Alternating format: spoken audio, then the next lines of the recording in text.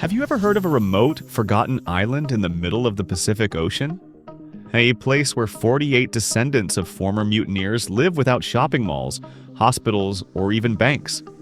No airport, no police, no credit cards.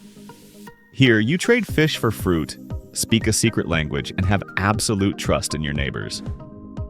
Welcome to Pitcairn Island, a living relic untouched by time, harder to reach than the moon. Are you ready to explore? Before we dive into the main content, make your mark on this video by letting us know where you're from. Welcome to Pitcairn Island, one of the most isolated places on Earth, home to only about 50 people as of the year 2025. In 1789, a group of mutinous sailors aboard HMS Bounty staged a revolt against their captain. Knowing they would be pursued, they burned their ship and landed on Pitcairn Island. Their descendants still live here today, carrying the bloodline of those fugitives. Families survive by farming the rocky land, fishing in the deep waters, and hunting wild goats. The ocean is their pantry and the land is their lifeline. As years turned into centuries, Pitcairn's isolation, once its shield, became a slow, persistent burden. Young people yearning for opportunity began leaving for New Zealand or the United Kingdom. Although the government offers incentives to attract newcomers, very few stay. Life here means no shopping malls, no hospitals, no steady salaries, and no easy way out when things get tough. Supply ships from New Zealand arrive only 3 or 4 months apart, bringing essentials like fuel, medicine, and canned goods. Everything else must be made, traded, or lived without. Today, Pitcairn's survival depends on a tightly knit community. Everyone knows each other. They share gardens, trade fish for fruit, fix each other's roofs, and care for one another like family. In a world obsessed with Wi-Fi and instant delivery services, Pitcairn is almost mythical, a living time capsule, stubbornly resisting the tides of modern life. Would you like to visit and experience life on Pitcairn Island? If so, comment with the number 1 and I'll reveal how you can visit and live the island life here. It is harder to reach Pitcairn than the moon, and the island's only road is fittingly called Hill of Difficulty. Getting to Pitcairn Island isn't just a trip. It's an adventure that tests your patience, your courage, and maybe even your sanity. There's no airport, no runway, no helipad, not even a simple airstrip scraped onto a hill. The island's steep cliffs and jagged coastline make building one almost impossible, even with modern engineering. Pitcairn has no major seaport either. Supply ships coming from New Zealand can only anchor far offshore. Residents and visitors alike have to hop onto small boats, braving rough waters just to reach land. Once you make it ashore, you'll find exactly one main road with a name, the Hill of Difficulty. It connects the tiny boat landing to the even tinier residential area. Most people get around on foot or by rugged all-terrain vehicles. Now, if you're thinking of visiting, brace yourself. First, you'll need to fly to Tahiti or Auckland. Then, catch another flight to Mangareva in French Polynesia. A small boat carries you across the open ocean for a grueling 32-hour ride to Pitcairn. In an emergency, say a medical evacuation, time stretches slowly. A helicopter or ship must be called from a distant island, a process that can take days, not hours. The locals here have learned to be fiercely self-reliant because they have no other choice. This brutal isolation is also a gift, because no highways, no airports, and no daily ferry services mean Pitcairn has stayed almost exactly as nature intended, wild, rugged, and untouched by the noisy chaos of the outside world. Stick around, because next we'll uncover why even something as basic as getting medical help here is a gamble with time. But first, don't forget to take 5 seconds to subscribe to the channel and turn on the notification bell so you never miss our latest and most exciting updates. Here, there are no hospitals, not even a basic clinic. If you get sick or hurt, you are mostly on your own. Residents rely on basic self-care and each other. For minor issues, they use medicines stockpiled from the few supply ships that arrive from New Zealand every few months. For anything more serious, they turn to traditional remedies, knowledge passed down through generations, blending folk wisdom with whatever supplies they have. Now and then, a doctor from New Zealand or the United Kingdom makes a visit to the island. These rare checkups are a lifeline, but they happen only a few times a year. Most of the time, the people of Pitcairn must treat themselves and hope for the best.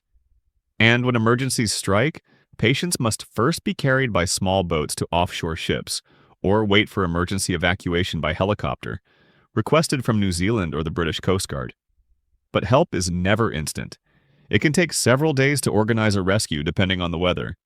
Living without a hospital forces Pitcairn's residents to be extra cautious. Every injury, every illness carries higher stakes.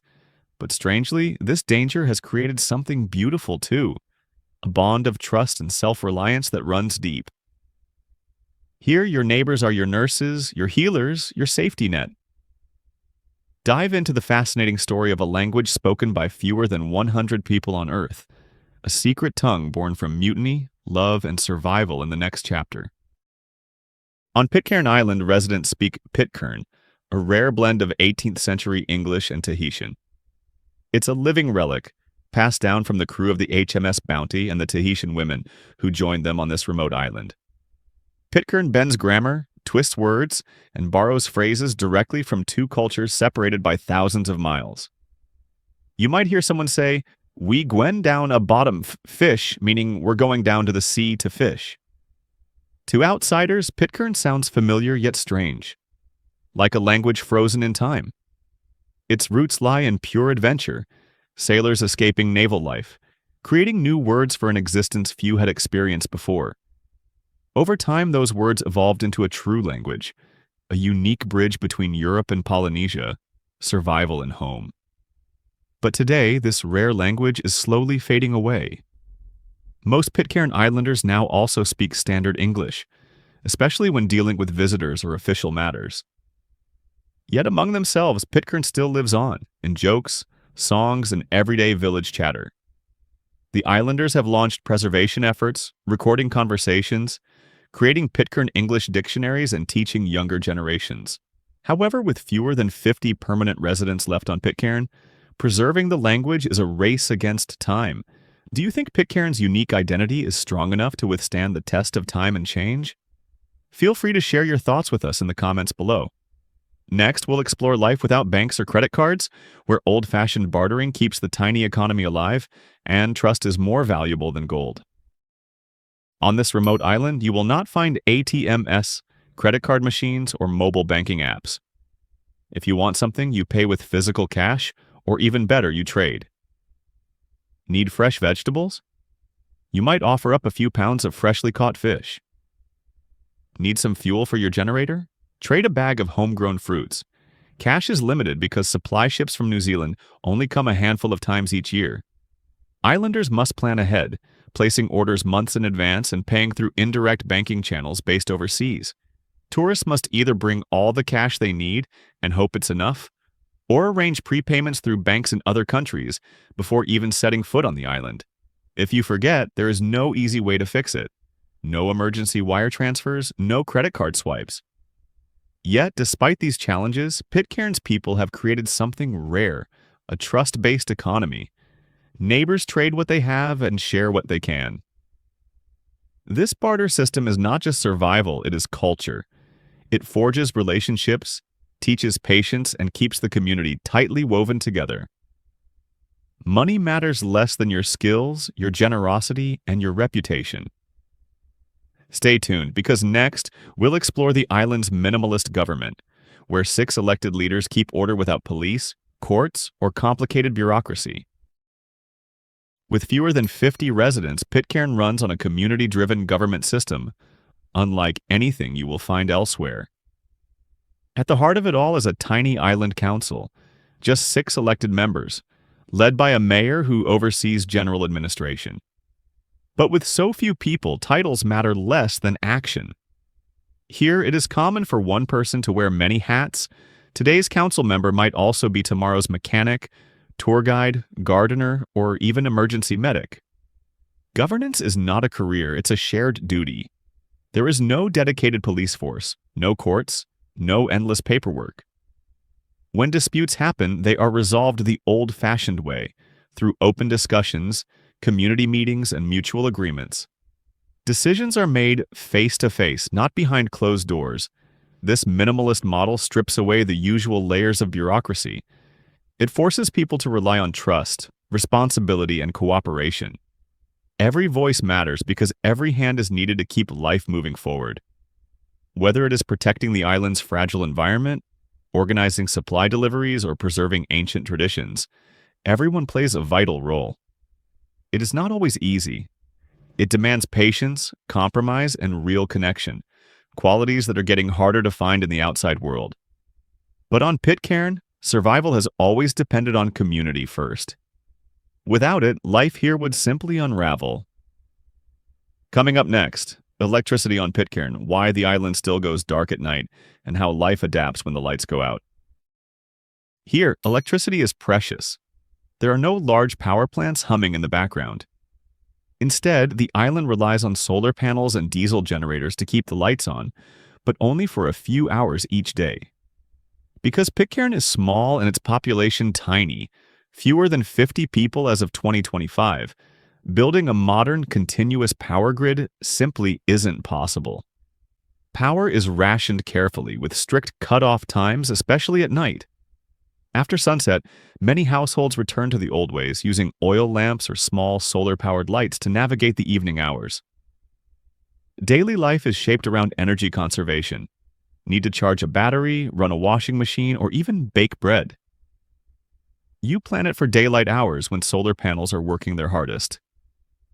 Residents have learned to maximize natural light, completing tasks early and reserving nighttime for rest and storytelling. But solar energy isn't always reliable. Cloudy days, storms, or rough winters strain the fragile system. When the sun fails, diesel generators step in, but even then, fuel is a luxury. Since shipments from New Zealand come only a few times per year, every drop of diesel must be used wisely. Pitcairn's people have adapted brilliantly, developing energy-saving habits that the modern world could learn from. Yet it's a delicate balance. One bad season, one missed shipment, and life here could be plunged into total darkness. Education on Pitcairn Island, where one classroom, one teacher, and a jungle for a playground create one of the most unique learning environments on Earth. With a population of fewer than 50 residents, Pitcairn's education system is unlike any other in the world. There is only one school and one classroom, where one teacher must teach every subject, from mathematics and science to history and language arts. There are no grade levels here. Each child advances at their own pace, receiving highly personalized attention. The curriculum goes beyond textbooks, focusing on the real skills needed to survive in isolation. Here, students learn how to fish, farm, harvest crops, repair household items, and even build structures, critical abilities when supply ships only arrive a few times per year. Education on Pitcairn blends academic knowledge with the wisdom of generations, ensuring that island life not only survives but thrives. Nature itself becomes the second classroom. Children explore the forests, study native plants and animals, and learn to read the ocean's moods. They grow up understanding ecosystems and mastering sustainable living practices that most city kids could hardly imagine. But there are no secondary schools or universities on Pitcairn. Once they reach adolescence, most young people must leave, often traveling thousands of miles to New Zealand or beyond, if they want to pursue higher education. While Pitcairn's children are raised with fierce independence and deep connection to the land, the path to a future often means saying goodbye to home. Discover why Pitcairn Island has no prisons, and how a place without police handles crime, justice, and second chances in the next chapter.